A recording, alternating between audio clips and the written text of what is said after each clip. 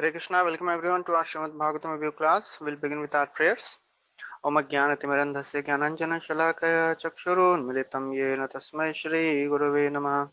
Shri Chaitanya Manobhishtam Sapitam Yena Bhutale Swayam Rupa Kadamahyam Dadati Swapadantikam Vandeham Shri Guru Shri Yuta Padakamalam Shri Gurun Vaishnavamsha Shri Rupam Sagrajatam Sahagana Raghunathanvitam Tam Sajivam Sadvaitam Savadhutam Parijana Sahitam Krishna Chaitanya Devam Shri Radha Krishna Padan Sahagana Lalita Shri Vishakhan Vitamscha He Krishna Karuna Sindhu Dinabandhu Jagatpate Gopesha Gopika Kanta Radha Kanta Namostute तप्त कांचन गौरांगी राधे वृंदावनेश्वरी वृषभानुसुते देवी प्रणमामि हरिप्रिये वाञ्छाकल्पतरुभ्यश्च कृपा सिन्धुभ्यैव च पतितानां पावनेभ्यो वैष्णवेभ्यो नमो नमः जय श्री कृष्ण चैतन्य प्रभु नित्यानंद श्री अद्वैत गदाधर शिवासदि गौर भक्तवृंद हरे Krishna Krishna Krishna Hare Hare Hare Rama, Rama Rama, Hare Hare. Hare Krishna, welcome everyone. So we are discussing from the 11th canto of Srimad Bhagavatam, and we'll be discussing the last chapter of Uddhava Gita, that is itself entitled as Bhakti Yoga. So far, Krishna has described, he has answered all the questions, ending with the description of Jnana Yoga. So after hearing the detailed description of Jnana Yoga, Uddhava starts thinking, oh, this is very difficult to understand. So he requests Krishna that, oh Krishna, please tell me a simple path.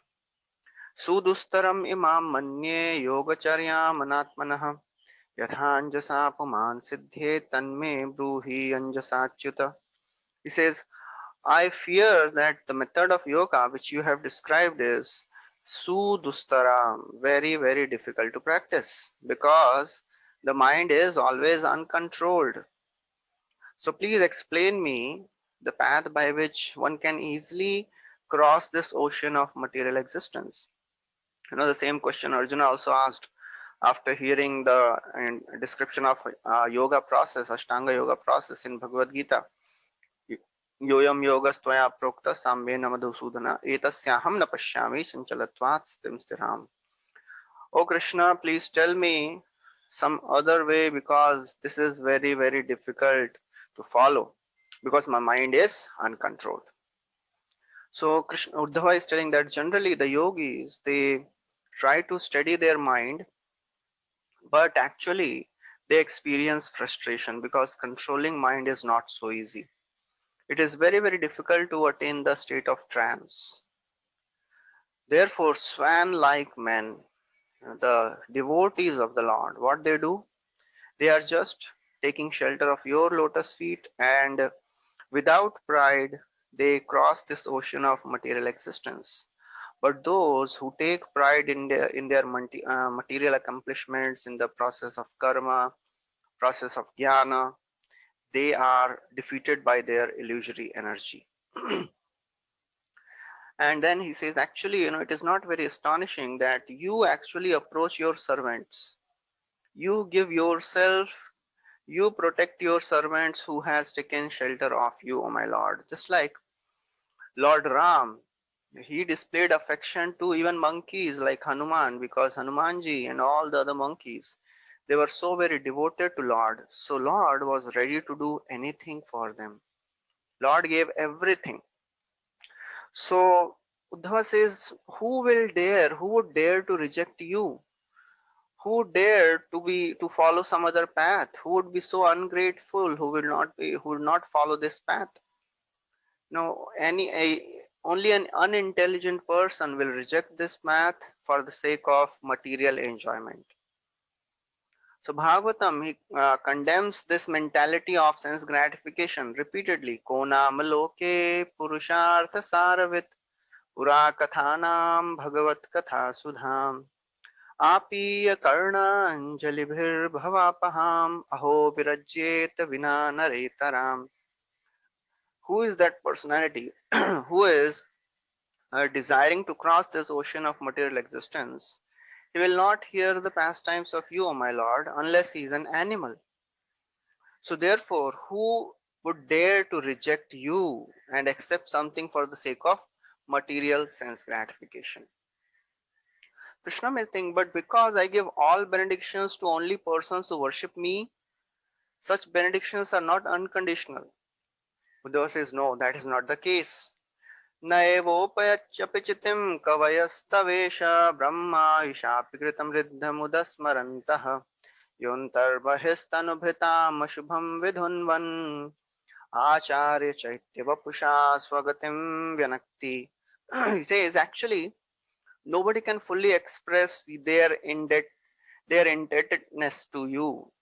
You are so very merciful that you are residing in all the personalities as Paramatma, and you manifest in the outside world as spiritual master. That is the supreme compassion of Krishna. That he is there in everyone's heart. Ishvara Sarva Bhutanam Hrideshe Arjuna Tishtati. He is guiding the wanderings of all the living entities, and Krishna is so very eager. He is just waiting when a living entity will come and turn toward him. The great poets, they are glorifying you, and they cannot completely glorify your merciful nature. Their indebtedness to you cannot be described in words. Even if they live for a long, long time, but still they will not be able to describe the mercy of you, my Lord. So therefore, Chakravarti Thakur says that whatever worship they perform is actually given by you alone. All the great personalities, great sages, great devotees, they may perform so many of the wonderful devotional activities, but ultimately Krishna is giving them the intelligence by which they can offer this devotional service. And therefore, Uddhava is saying, actually, so after Uddhava says, then Krishna, he starts to reply. He says, actually, you know, Bhakti Yoga is the foremost of the path by which one can conquer this death. So therefore, I shall explain to you this path of devotional service. Hantate kathayishyami mama dharman sumangalan yan shraddhaya charan martyo mrityum jayati durjayan. Hanta, oh my dear Uddhava, kathayishyami, I'll explain to you mama dharman. I will explain the principles of devotion unto me. What is the result of hearing? What is the result of executing this devotional service? Mrityum jayati durjayam. One can conquer the unconquerable death. One who always remembers me, worships me, offers the mind and intelligence unto me. That is a simple way to offer devotional service. These devotional service can be offered alone or in public. One can come together and celebrate the holy days, the festivals of the Lord, the appearances of the Lord by singing, dancing, and all the royal opulence. So therefore, this devotional service is the very, very important. Then in 8 verses, he describes again the process of Gyan. And then he'll establish the superiority of Bhakti over Gyan. So Krishna says, with a pure heart, a yogi, he should see me in all the living entities. He should see me everywhere. One should see that I am residing in all the living entities. That is called Pandita Samadarshinaha. Vidya Vinay Sampanne Brahmane Gavihastini Shuni Chaiva Shwapake Cha Pandita Samadarshina. So such personality, he should offer respect to everyone, bow down like a rod, Dandavat. You should offer respect to everyone because I am there seated in the heart of every living entity. One who does that, he is actually a wise personality. So such a personality, he sees a Brahmana, an outcast, a thief, or a charitable personality, or son, sparks of the fire, gentle, cruel. He sees everybody with equal vision. And therefore, when somebody sees everybody with a equal vision, then what happens? Then all the bad tendency gets destroyed. Nareshwabhikshnam madbhavam pumso bhavayato chirat spardha suya tiraskara sahankara vyantihi. So for one who constantly meditates on me, being present in the heart of every living entity, what happens? All his bad tendencies of rivalry, spardha, envy, tiraskara, abusiveness, ahankar, false ego, vyantihi, everything gets destroyed. And therefore, being situated in this platform, he is not disturbed when he is ridiculed. He does not discriminate based on the bodily conception of life. Giving up the bodily conception, he is ready to offer respects to all the living entities. How long one should offer this respect? Krishna says, as long as one is not able to see me everywhere, one should continue offering respect to all the living entities with the mind, with the body, with the speech. And therefore cultivate this transcendental knowledge. What is that transcendental knowledge? Knowledge about me. Knowledge that Supersoul is present in every living entity. By that, one will be able to see the Supreme Lord everywhere, and he'll be free from all the fruitive activities of the material world. And then he describes, he says that this is the best process of spiritual enlightenment. So in 9th, 10th, 11th verses, Krishna described about bhakti. Then 12 to 19th, Krishna described about jnana. Again, he describes the essence of all the paths, that is the process of devotional service. He says, actually in this path of devotional service, there is no loss. Nahi angopakrame dhvamso madharmasyoddhavanvapi maya vyavasita samyan nirgunatvatanashishah. He says, certainly a devotee never suffers any loss, even a slightest loss in this path of devotional service. Why? Because I have personally established this path of devotional service. And this process of devotional service is completely transcendental and free from any material contamination. So actually, if somebody is practicing karma, somebody is practicing jnana or ashtanga, he has to do all the limbs of karma, jnana, ashtanga completely. One cannot just give up the ritual in between and expect that he will get the result. If somebody is doing some yajna, he has to do the yajna completely without any fault, and then only he will get the result. But that is not the case with devotional service. Even if somebody performs a little bit of devotional service, even if one just starts the process of devotional service and cannot complete that, still he will get the benefit. Even if he does not perform all the parts of devotional service, all the angas of devotional service, if somebody performs just one path, one anga for some time, he will attain the benefit. That is the wonderful nature of devotional service. Neha bhikramana pratyavayo na vidyate swalpamapyasya dharmasya trayate mahato bhayat.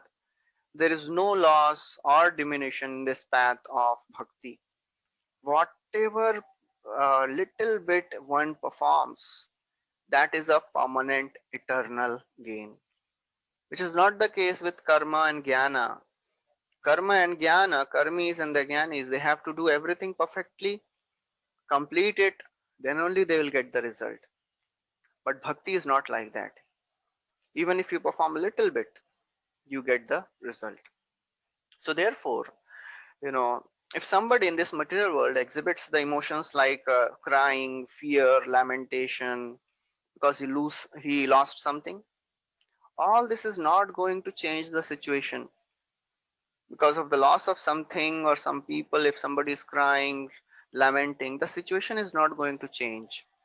But if somebody performs selfless devotional service unto the Supreme Lord, that even if externally it may look useless, outside people they think, oh, what these devotees, these people are doing, Hare Krishna people, whole day spending in temple, doing nothing, sitting and hearing, no, no, not any productive activity, seems useless. But this is the actual process of religion.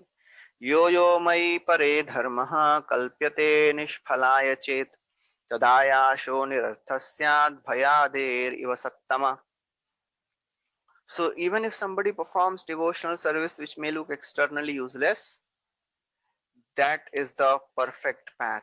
That is the actual process of religion. So therefore, devotees, they are most intelligent. Esha buddhimatam buddhir manisha cha manishinam yat satyam anrite neha martyena apnoti mamritam. He says this process of devotional service is supreme intelligence of the intelligent. Esha buddhimatam buddhi. This is the supreme intelligence of the intelligent. It is the cleverness of the most clever personality. Manisha cha manishinam. So therefore, if somebody is following the devotional service in this way, what happens? Although life is temporary, although our life is very short, but still one can achieve the Supreme Lord, which is the highest reality. That's what Krishna says in the, this the Navayogendras are telling to Nimi Maharaj, Krishnavarnam tusha Krishnam Sangopanga Astra Parshadam Yagya Sankirtana Prayai Ajanti Sumedhasah. Only an intelligent person practices this Sankirtan Yagya. So therefore, you know, one who desires personal prestige in the Lord's service, he cannot be considered intelligent or clever. If somebody is not so much sophisticated in the all the philosophies, he is not considered the intelligent person. If somebody is not expert in accumulating money, he is not considered intelligent person. But Lord states here that the most intelligent and the most clever is one who offers his temporary illusory body in service of the Lord. Lord says, actually this body is of no use. The body of humans in the Bharat Bhumi, it is of no use. It is worthless. But still, I accept the offering which these devotees are making with their bodies. Just by offering their body in the form of using their ears in hearing the glories of the Lord, using their eyes to take darshan of the Lord. Although the body is useless, full of all abominable substances, foul smelling, but with this body, Krishna says, I am pleased if they offer all these things to me. I give them myself, and I am the abode of all sweetness. I am the abode of all beauty, and all my ornaments, all my glories, I give myself to my devotee. So this is a wonderful nature of the devotional service. Although externally it may look, oh, these people, they are not doing anything intelligent. But this process of bhakti is the most intelligent path. Esham buddhimatam buddhir manisha cha manishinam. And then Krishna says, he describes the glories and benefits of preaching this message. So now Krishna is almost concluding this chapter, his Uddhava Gita. This is the last section. And you will see, just like after speaking whole Bhagavad Gita, Krishna speaks so many things to Arjuna. Same things will come here also. Krishna is telling Uddhava, O Uddhava, thus I have related to you both in Samas and Vyas, both in brief and both in detail. I have described you the complete survey of the science of absolute truth. This science is not even known to the Devatas. Devatas cannot also comprehend this path of devotional service. But anyone who properly understands this process of devotional service, what result he will obtain? He'll become free from all the doubt, and he will attain liberation. Anyone who fixes his mind on the Supreme Lord, on this process of devotional service, he attains the eternal confidential goal which is mentioned in the Vedas. What is that? That is a supreme absolute truth. And then Krishna is telling Uddhava, anyone who liberally preaches this message, disseminates this knowledge which I have given to you among my devotees. So one who preaches this message among my devotees, I give him my very self. Same thing Krishna told to Arjuna also. Yaidam paramam guhyam madbhakteshu abhidhasyati bhaktim mai param kritva mame vaishyatya samshayah. Whoever gives this knowledge to my devotees, mame vaishyati asamshayah, he comes to me for sure. In fact, Krishna says to Arjuna, O Arjuna, the preacher of Krishna consciousness is most dear to me. Nacha tasman manusyeshu kaschinme priyakrittamah bhavita nacha me tasmad anyah priyataro bhuvi. That does not mean other activities are not dear to Krishna. As one of the devotees was saying that preaching is the one of the most dear activities, but there are so many other activities which are also most dear to Krishna. Nobody should think, oh, I am not able to preach. Oh, that means Krishna is not pleased with me. I am not dear to Krishna. No, there are many best things in Krishna consciousness. Just like, some one time Radhanath Swami Maharaj, he was there in Vrindavan, and he said, so today we have come to the most holy place of Vrindavan. And he spoke the whole pastime.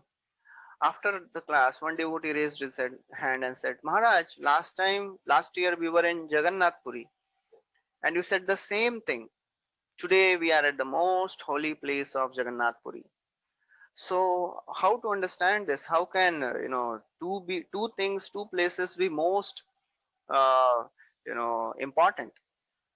Prabhupada, so Radhanath Swami Maharaj said, when we were in Jagannath Puri was the most important. Now we are in Vrindavan. Vrindavan is most important.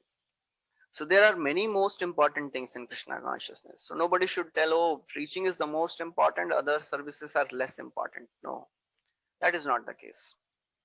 Then Krishna says, first he tells about preaching. Then he says, one who loudly recites this narration, he becomes purified day by day. And he also enlightens others with this lamp of transcendental knowledge. That's what Krishna told to Arjuna also. Adhyeshyate chayaimam dharmyam samvadamavayoh jnanayagena tenaham ishtasyamiti me matihi. Adhyeshyate, if you cannot preach, at least read every day.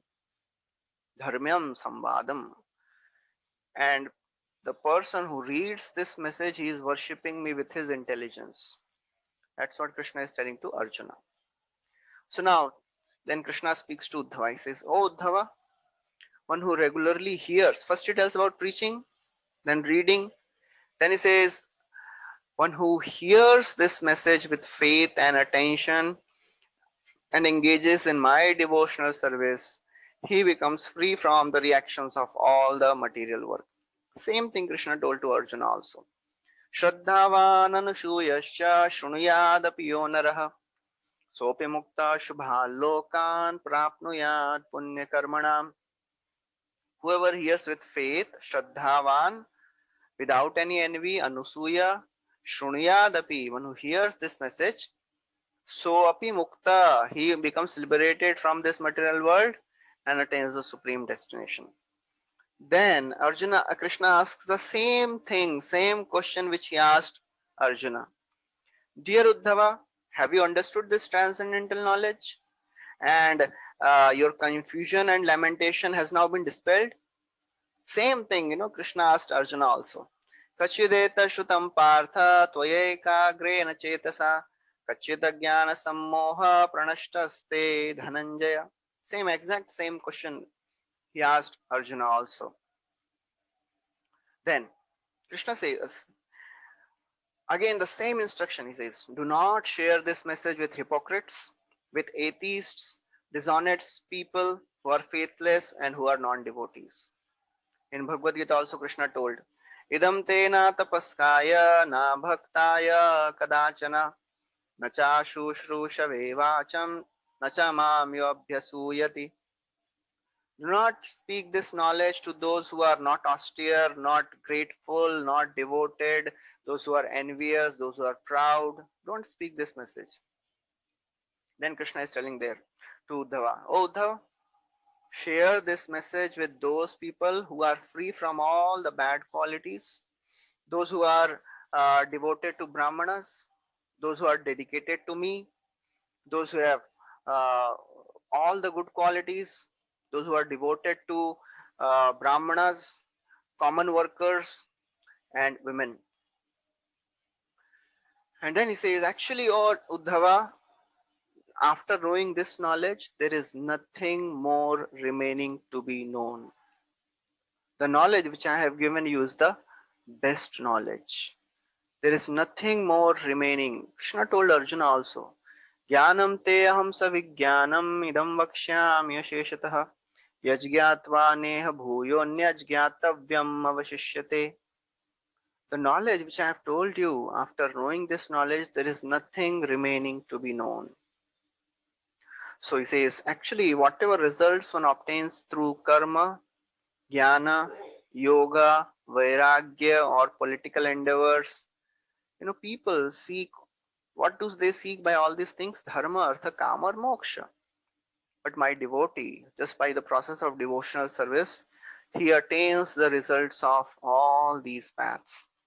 Yat karma bhir yat tapasa jnana vairagya yogena dana dharmena shreyo bhiritarayrapi sarvam madbhakti yogena madbhakto labhate anjasa swarga apavarga madhama kathanchid yadi vanchati. Whatever result you want to obtain by karma, tapasya, jnana, vairagya, yoga, dana, dharma, my devotee attains everything. So Krishna is emphasizing the same principle here. So it says that one who gives up all the karma and offers entirely himself unto me, he attains sarishti mukti. Now, Uddhava, he heard all these prayers. He folded his hands, offered obeisances in front of the Lord, overwhelmed with love and devotion, his eyes full of tears. He is now speaking. He says, oh my Lord, my ignorance is completely dispelled. He was so very grateful to Krishna. He says, all my ignorance is dispelled by your merciful association. Just like the darkness is dispelled, the cold and fear is destroyed when the sun rises. Similarly, by hearing this message of yours, O my Lord, all my ignorance is gone. Arjuna also said, Nashto moho smritir labdhva tvatprasadan mayachyuta sitosmi gata sandeha karishye vachanam tava. So Uddhava is also saying, all my illusion is dispelled. You have mercifully bestowed upon me the supreme transcendental knowledge, which ungrateful people will not take to the process of devotional service and look towards any other path of spiritual life. Krishna may think, how can you leave? Uddhava may think, how can you leave giving up the affection for the yadus? So he says, actually, this form. So Krishna is thinking about Uddhava. So Uddhava, how can you give up the attachment to yadus? Because Uddhava said, now my attachment, all my illusion is gone, ignorance is gone. Uddhava says, this firmly binding rope of material attachment which was there in my heart, Hridaya Granthi, it is now cut by this knowledge, by the sword of knowledge, by the weapon of transcendental knowledge. Jnana Sinatmanaha, Jnana Asin. The sword of transcendental knowledge can cut off all the ignorance which is there in the heart. So therefore, Krishna, then Uddhava says, "Oh my Lord, I am ready to do whatever you say. Please instruct me." That's what Arjuna also tells to Krishna. Karishye vachanam tava. I am ready to follow all your instructions. So Uddhava is also telling, "Oh my Lord, please instruct me. How can I serve you?" So now Supreme Lord speaks. If you say so, you understand that Nar Narayan Rishis, they are eager to have my darshan. I went to Mithila, I went to Yamlok, I went to Mahavishnu. I gave my darshan to so many of the devotees, but I could not go to Badarik Ashram. So now, please go to Badarik Ashram and give give this message to the sages of Badarik Ashram. Give this knowledge of Jnana and Bhakti. And also, if the Nar Narayan deities they ask you, please tell them whatever I have told you about Gyan and Bhakti.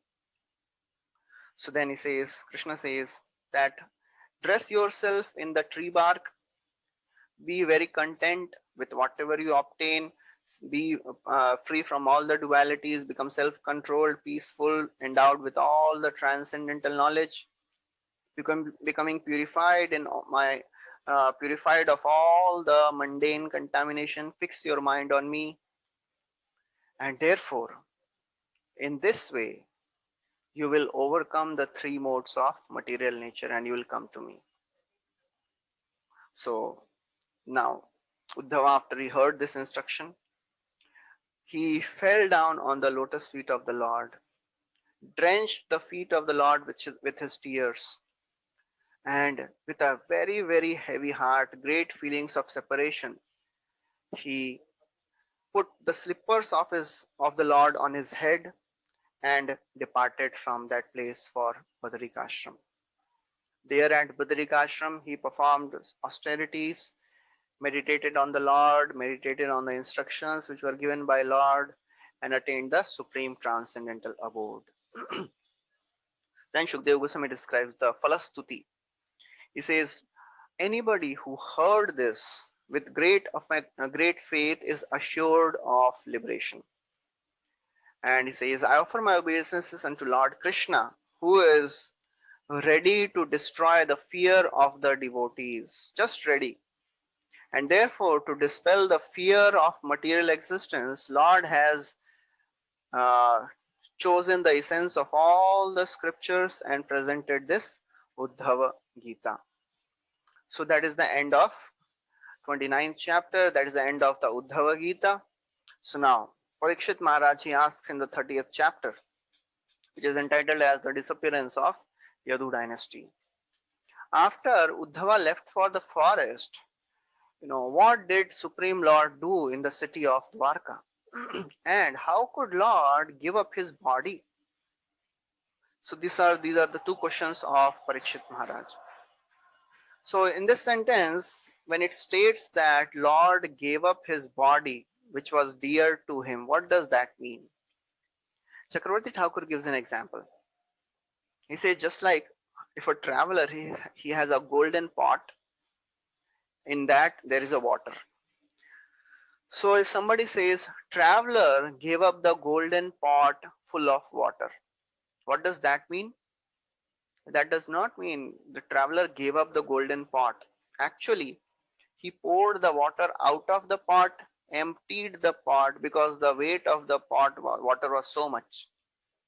And therefore he carried the empty golden pot. Similarly, when it is described that Lord gave up his body, it means that he gave up his dynasty which was manifesting on this earth. Parikshit Maharaj glorifies the beauty of the Lord. He says, when women they would see the beauty of the Lord, they were able to withdraw their eyes. Rajamarge gate Krishne Dwarakayam Kulastriyah Harmyani Aruruhur Vipra Tadikshana Mahotsava. First canto describes when Krishna entered Dwarka, all the ladies of Dwarka they would climb on the rooftops, to see the beauty of Krishna. When Krishna first time entered Mathura, all the ladies of Mathura, they could not stop looking at Krishna. They were glorifying the fortunate condition of gopis. Gopya tapa kimacharam yadamushya rupam lavanya sarama samurdhamamanya siddham Drigbe pibantyanusava bhinavam durapam ekant dham yashasha shriya ishwarasya.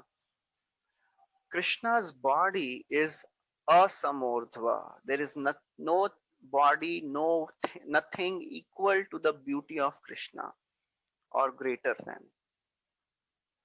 So therefore, all the women they could not give, move their eyes away from the Krishna's beautiful form.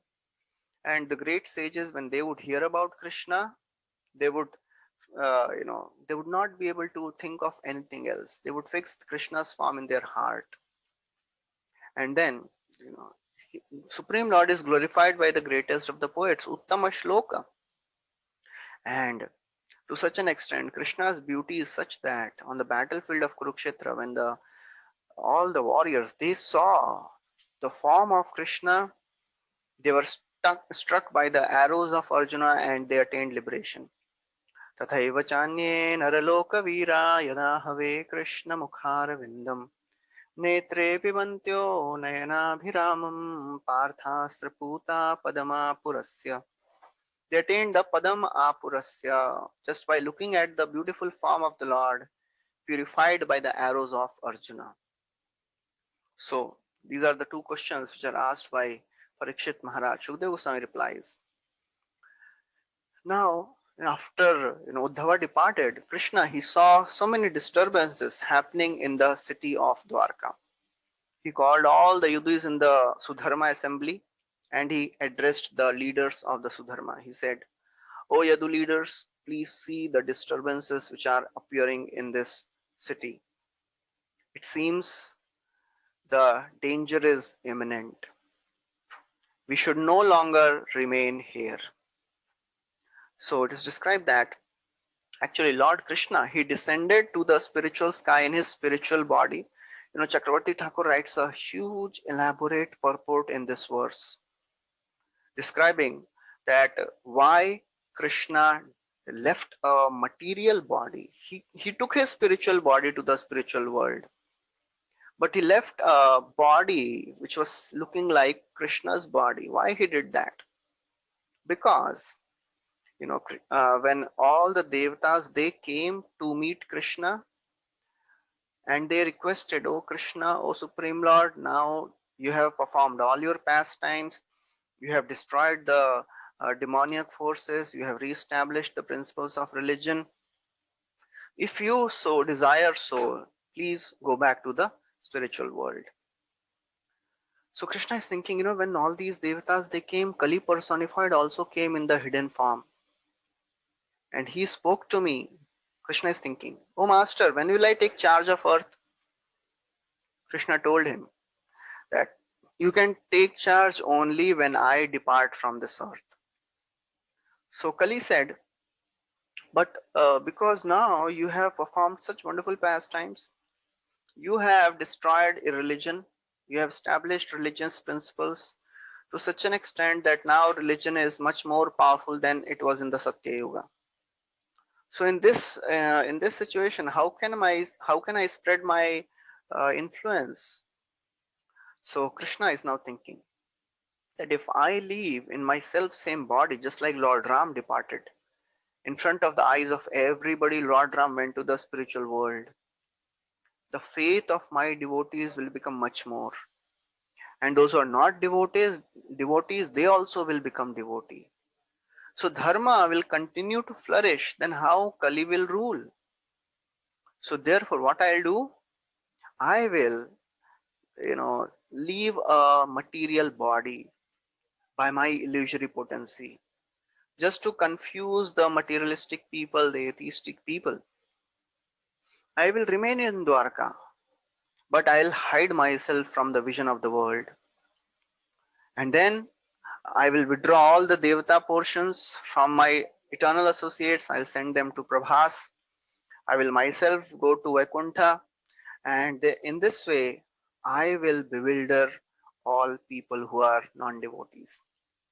They will say, and then they will think, oh, Lord Ram along with Krishna, they departed and they left a body, gave up a human body. That means, oh, they are some ordinary people who are they are some powerful personalities, but they are humans because they left a body. And because of this great offense, immediately the religious principles will come from Satyuga level to Kali Yuga level. Because Moghasha, Mogkarmano, Moghjnana, Vichetasa, Rakshashim, Asurim, Chaiva, Prakriti, Mohinim, Shrita. Whoever offends my form, they cannot become successful. They will not attain the results. So therefore, Krishna says, O Yadu leaders, the women, the children, and the young man, they should go to Shankhodhar. There is a place, Shankhodhar. And we will all go to Prabhas. There, at Prabhas, what we'll do? We'll do purification, we'll take bath in the Ganga river, and we'll purify ourselves and fixing our mind in meditation. We'll give charity to Brahmanas, we'll give them all the nice gifts, cow, land, gold, clothing, elephants, horses, all these things we'll give to Brahmanas. Why we should do all that? Because this is the appropriate process for counteracting the curse of Brahmanas. So it was all ordained by the Lord, because how can anything inauspicious happen in Dwarka if supremely auspicious Krishna is present there? It was all happening under the will of the Lord. So then, as per the instructions of Krishna, all the Yadus, they crossed the ocean in boats. They went to Prabhas in chariots, and there, with great devotion, they started worshipping Brahmanas. They performed religious sacrifices, ceremonies, and with the permission of Brahmanas, they drank liquor. Under the influence of the liquor, they became completely arrogant, intoxicated, and they started quarreling among each other. Infuriated, they started, they took out all their weapons, their bow, arrows, lances, swords, mace. All these weapons they were using to attack and kill each other under the influence of alcohol. Some were riding on the elephants, some were riding on the chariots, some were riding on the donkeys, camels, buffaloes, bulls, bullocks, even asses. Somebody were riding on the humans also. They were using all their weapons to attack each other. Just like elephants, they fight among each other. The fight was fierce fight. As they were fighting, their mutual enmity aroused. The members of Yadu dynasty, they were fighting in pairs. Pradyumna was fighting with Samba. Akrura was fighting with Kunti Bhoja. Aniruddha with Satyaki. Subhadra with Sangramajit. Sumitra with Surata. In this way, everybody was fighting. Others, they also confronted, apart from these powerful warriors, others, everybody, all the Yadavas, they confronted and killed each other because they were bewildered by the curse of Brahmanas and they were bewildered by Lord Krishna himself. They completely forgot their natural friendship. They completely forgot their love, their relation. And the Yadu clan slaughtered one another indiscriminately, mercilessly. Fathers, they were fighting with sons, brothers with brothers, friends with friends. Everybody was indiscriminately fighting under the influence of liquor. And therefore, everybody killed each other. When all their weapons were destroyed, they started pulling out the stalks of cane which were growing on the shores of the ocean. As soon as they touched these canes, those canes transformed into very strong rods like thunderbolts. These were the same rods, same canes which had grown, because the mushal, the club which was crushed, thrown in the ocean, and the particles they had swept to the banks and they had grown into all these canes. As soon as these warriors they touched these rods, these canes, they got transformed into very, very powerful iron rods. With these iron rods, the Yadu members they started attacking each other. Lord Krishna he tried to stop them, but they were so very intoxicated they did not even realize they started attacking the Lord also. When Balram he saw this, he became so very angry. He also started plucking out those rods, those canes, and killing each other. Krishna and Balram they also became very angry seeing this arrogant behavior. They also started killing all their family members. So therefore, under the influence of Lord's illusory energy, by the power of the curse of Brahmanas, entire Yadu dynasty was annihilated. So after everybody was dead and killed, Krishna, he thought, at last the burden of earth is removed. Lord Balram, after this whole massacre was over, he sat in meditation on himself and he went to the spiritual world. Krishna, he went and sat under a pipala tree, banyan, young banyan tree. And the Lord was, and Sukadeva Goswami describes the beauty of the Lord as he was sitting under the banyan tree. He was looking beautiful, effulgent, bluish dark complexion, wearing a pitambar, he manifested four hands. He was wearing he was having Shankha Chakra Gada Padma. Beautiful smile on his face, beautiful eyes, curly hair, attractive lotus-like eyes. That's the beauty of the Lord. The Lord, he was putting his left leg on the right thigh, and the red sole of the left foot was visible. The Lord was wearing a beautiful flower garland. So as Krishna was sitting in this way, there was a hunter named Jara. He could not understand that, oh, Krishna is sitting. He thought the red sole of Krishna's feet, he thought, oh, this is the face of a deer. He shot an arrow. The same arrow, on the tip of this arrow, he had put the bigger lump of iron which was remaining from that club.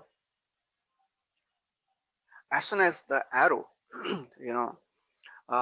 touched this Lord's feet, Jara, he realized, oh, he's not deer. He is a supreme Lord who has manifested his four arms. He became so very repentant. He immediately fell down in front of Lord, started repenting. Actually, Chakravarti Thakur says that the arrow of the Jara did not pierce the Lord's feet. It just touched the Lord's feet. Because if Jara, when he offered obeisances, first he would have removed the arrow from the feet of the Lord, but it was not so. It just touched the arrow, just touched the feet of the Lord.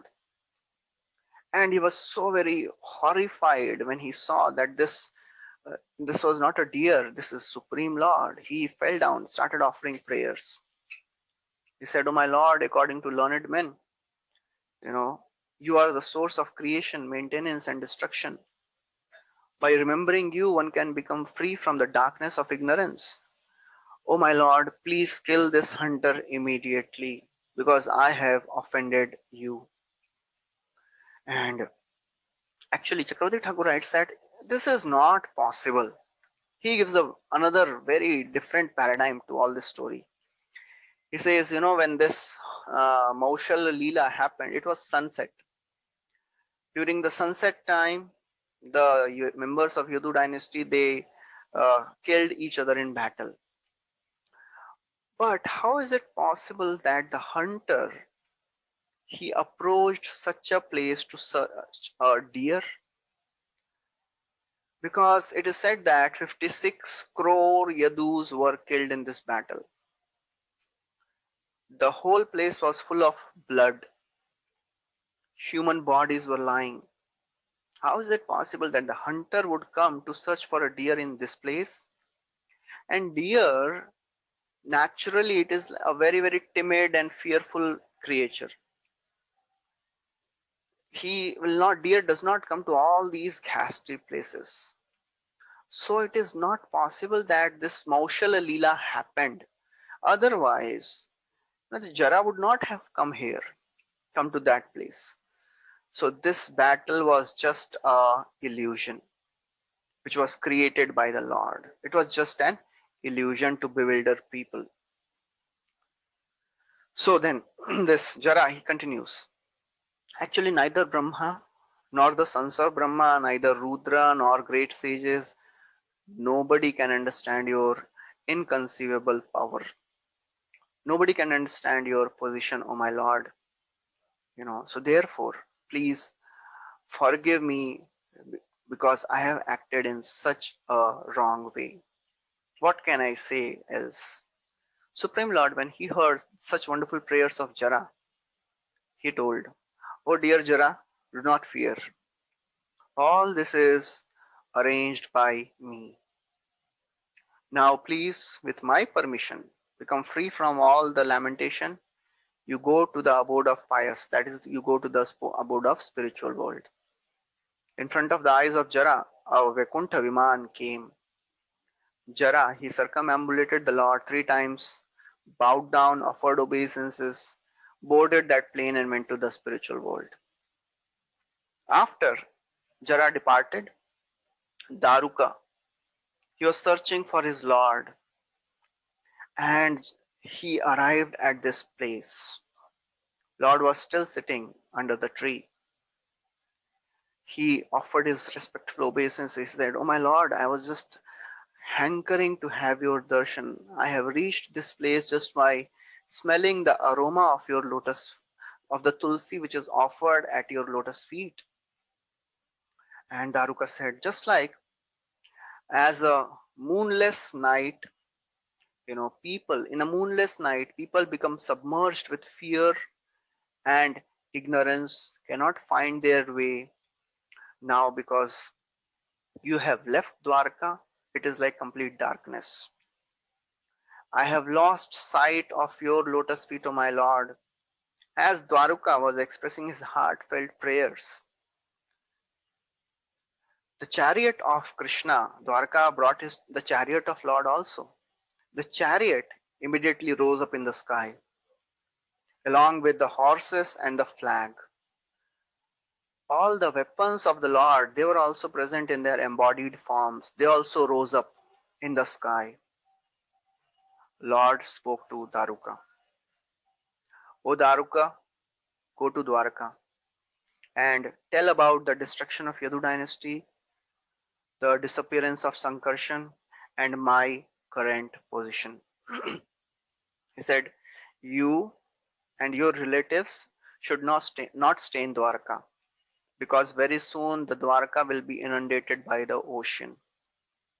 So what you should do, take your families and along with the parents, take everybody under the protection of Arjuna. Go to Indraprastha. And therefore, what you should do, become firmly situated in devotion unto me, be fixed in spiritual knowledge, become detached from this material world, develop the feelings of renunciation, understand that whatever all these pastimes you are seeing, that is all the display of my illusory energy." So thus instructed by the Lord, Daruka, he circumambulated the Lord with a very heavy, sad heart. He went back to Dwarka after putting his head on the feet of the Lord. So that is the end of the 30th chapter, the last chapter of the 11th canto, the disappearance of Lord Sri Krishna. After Daruka departed, Brahmaji came. All the devatas, they came. The lesser devatas also came. the Pitris, the Siddhas, Charanas, Vidyadhara, Gandharvas, the head of the Nagas, all the family members of Garuda, Yaksha, Rakshasa, Kinnara, Charana, everybody came along with Brahma because they were eager to witness the departure of Krishna. Because this was the event which was, very, very rare events. All these people, residents of heaven, they were in their airplanes. The whole sky was full of the airplanes. They started showering flowers on the Lord. When Supreme Lord, he saw Brahma in front of him with all the devtas, he closed his eyes and meditated on himself. And therefore, now interesting verse Krishna Sukadeva Goswami is saying, without employing the mystic Agneya meditation, which is used by the yogis to burn up their body. Because generally, mystic yogis, what they do, they employ their mystic yoga powers, they burn their body and they transfer themselves to the next planet. So Krishna, he did not use this mystic Agneya meditation. He took his self same body and entered into the spiritual abode. So therefore Chakravarti Thakur writes, Krishna did not leave his body. Taking up his body, which was pure like gold, Krishna entered the spiritual abode. As soon as Krishna left the earth, all the qualities, Satyam Dividundubayo Nedu Petu Sumanasastashat Satyam Dharmo Dhriti Bhume Kirti Shri Chanutam Yayu. As soon as Krishna left, truthfulness, religion, honesty, faithfulness, glory, and beauty immediately followed the Lord. Kettle drums were sounded in the sky. As first canto also describes that Krishna Swadhamo Pagate Dharma Jnana Divisa. Krishna, when he left, Dharma and Jnana also departed. As Krishna departed for his spiritual abode, most of the demigods, they could not see, including Brahma, they could not see how Lord departed from this world and entered his spiritual abode. Only few fortunate souls could see the departure and they were wonderstruck. Just like the path of lightning bolt, when it comes from the cloud, it is not perceived how the lightning came. It is unascertainable. Similarly, the movements of the Lord is not understandable by everybody. Only few could understand, that also not perfectly. Lord Shiva, Lord Brahma, they could understand how Lord's Maya was working. And therefore, they praised the mystic power of the Lord. So now, when Parikshit Maharaj he heard, he is not just hearing this Bhagavatam for the sake of hearing, he is there present. We have heard, it will come in the 10th canto, that when Parikshit, Shukadeva Goswami, he talks about Putana entering into Gokul, Sakhechari ekadotpatya Putana balaghatani Shushum Chajara Nigananti Puragrama Brajadishu. Parikshit Maharaj, when he heard that Putana has entered Gokul, he became disturbed. To pacify Parikshit Maharaj, Shukadeva Goswami says, Nayatra Shravana Dini Rakshognani Swakarmasu Kurvanti Satvatam Bhartur Yatu Dhanyascha Tatrahi. He says, O Parikshit, do not fear, do not get disturbed, because wherever chanting of the names of the Lord is going on, there can be no influence of all the inauspicious creatures. So now, here also, Parikshit Maharaj, when he heard that Krishna has departed, he felt so very sad. Shukadeva Goswami, to pacify Parikshit Maharaj, he says, O Parikshit, Lord's appearance and disappearance, they are actions of the illusory energy of the Lord. Just like an actor, comes on the stage, performs some play, and it goes back. Similarly, Lord, he appeared in this world, performed some pastimes, and then he went back.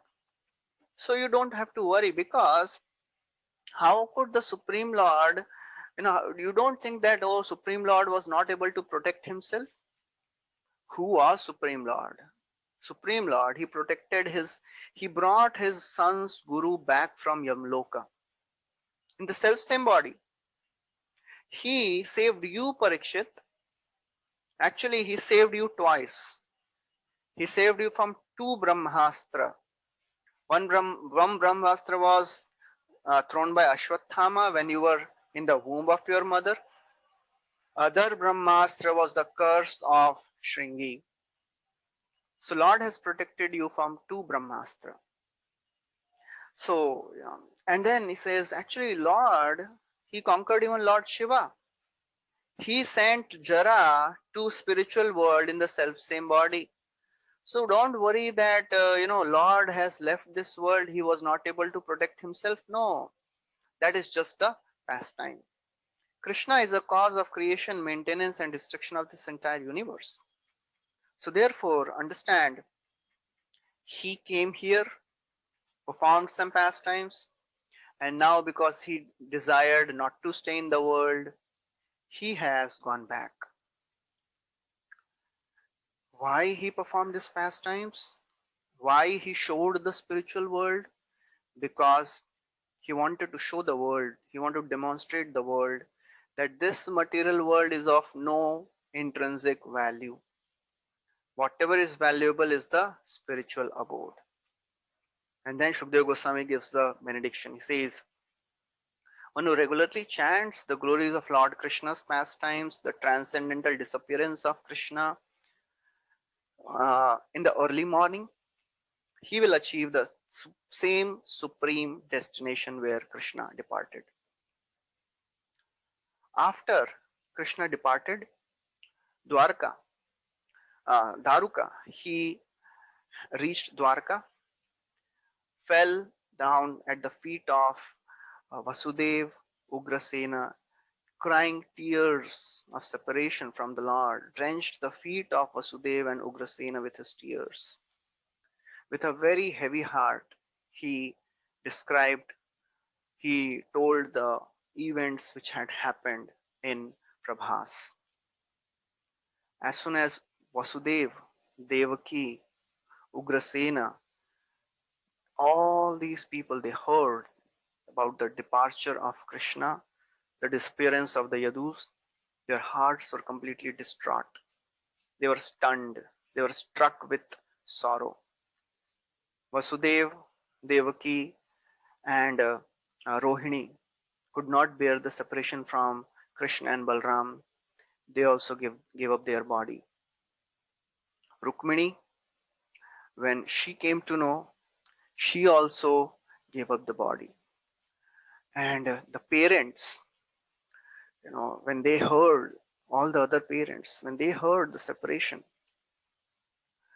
they heard the departure of the Lord, they also could not bear the separation. They also gave up their bodies. All the wives of the Yadus, they started beating their own faces and they ran to Prabhas. There they entered the funeral pyre and departed along with their husbands. Arjuna, he felt great distress and he consoled the family members, whoever were remaining. He performed the last rites of all the family members who were dead. He also was so much disturbed. Vanchitoham Maharaja Harina Bandhurupina Yena me apaharitam tejo deva vismapanam hat. First canto describes how he was feeling such intense feelings of separation. But in that situation, he remembered the instructions of Bhagavad Gita. And that's how he solaced, that's how he was pacified. Deshakalartha yuktani rittapopa shamani cha haranti prasabham chittam govinda abhitani me. That's how when we are disturbed, What can be a greater disaster than the disappearance of Krishna? At that time, the spiritual knowledge of Bhagavad Gita helped Arjuna. So, therefore, after performing all the last rites, becoming excessively aggrieved because of the departure of Krishna, Shukdev Goswami told, your grandfathers, they could not bear the separation. They gave up their kingdom to you, made you the king, and they also departed for the higher abodes. As soon as the Lord departed, ocean flooded Dwarka, and only the palace of Krishna was remaining. That's how Madhusudan, who is eternally present in Dwarka, he is the abode of all auspiciousness. He destroys the contamination from the minds of whoever remembers him. Arjuna took the survivors of the Yadu dynasty to Indraprastha, made Vajra as the king of all the Yadus, and therefore, after describing this, the last two verses of this 11th canto, Shukdev Goswami describes the falastuti of hearing the pastimes of the Lord. He says, one who with faith engages in chanting the glories of the Lord, of the various pastimes of the Lord, incarnations of the Lord Vishnu, will also gain liberation from all the sinful activities. Anyone who clearly chants the all auspicious exploits of the attractive Lord Krishna, will certainly attain the transcendental service unto Lord Krishna, which is the goal of all perfect sages. So this is the end of the 11th canto. Thank you very much. Hare Krishna. Srila Prabhupada ki jai. Grantaraj Srimad Bhagavatam ki jai. Thank you for being with us. So, Hare Krishna. so this is now almost 1 year we are discussing